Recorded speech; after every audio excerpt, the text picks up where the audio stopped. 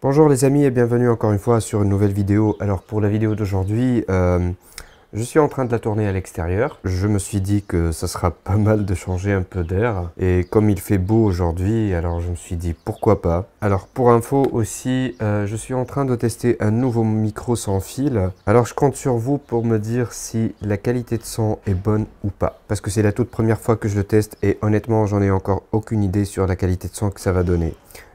Petite remarque, si vous trouvez que j'ai un son bizarre, c'est juste parce que je suis encore enrhumé. Donc ce n'est pas ma voix naturelle et ce n'est pas à cause du micro.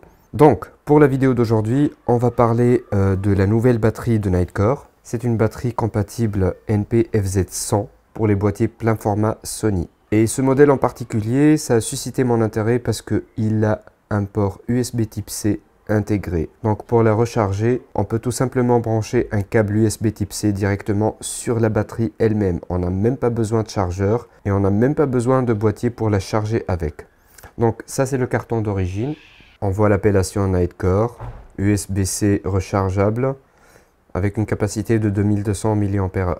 Ça c'est la référence du modèle.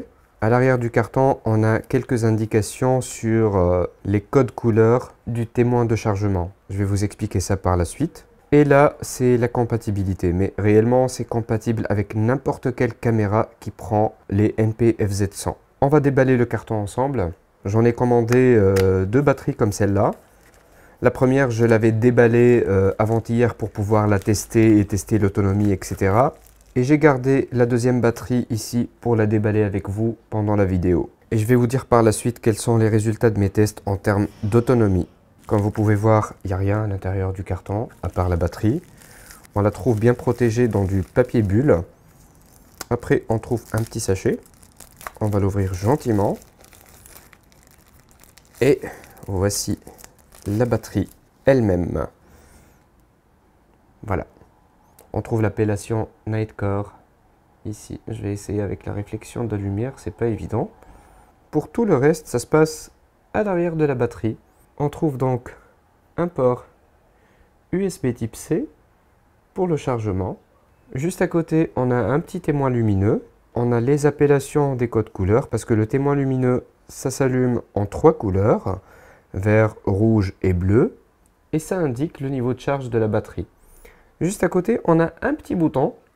Lorsqu'on appuie dessus, ça nous donne une idée sur le niveau de charge de la batterie. Donc là, comme vous voyez, lorsque j'ai appuyé, ça s'allume en vert, ce qui veut dire que la batterie, elle est totalement chargée. On va faire un petit test.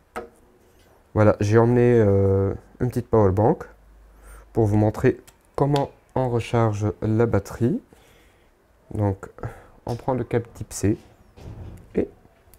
On le branche sur la batterie elle-même directement. Voilà, c'est aussi simple que ça. Et donc pendant le chargement, on voit que le témoin commence à clignoter.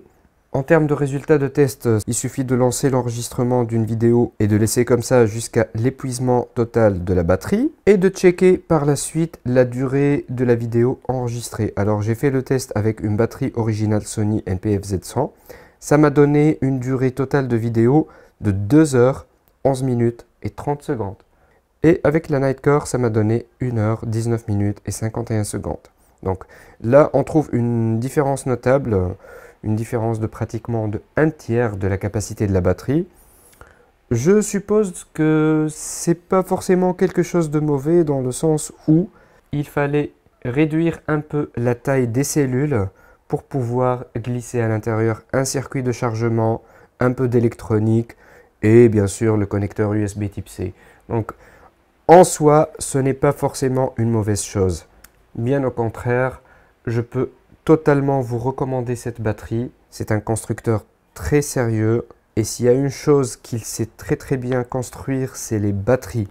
En plus, même si l'autonomie est légèrement inférieure à l'autonomie des batteries originales Sony, on a ici une fonctionnalité qui peut être super pratique sur le terrain. Et donc ça peut avoir une réelle valeur ajoutée par rapport aux batteries originales Sony. Après, c'est à vous de voir le pour et le contre, si ça vaut le coup d'investir sur des batteries comme celle-là ou pas. Ça, c'est à vous d'en décider. Voilà, c'est tout ce que je voulais vous montrer aujourd'hui. Donc, Si cette batterie vous intéresse, je vais vous laisser le lien d'achat dans la description de la vidéo. Je l'ai commandée sur le site Digitphoto. Bizarrement, elle n'est pas encore disponible sur Amazon. Voilà, sur ce, je vous dis portez-vous bien et à la prochaine vidéo.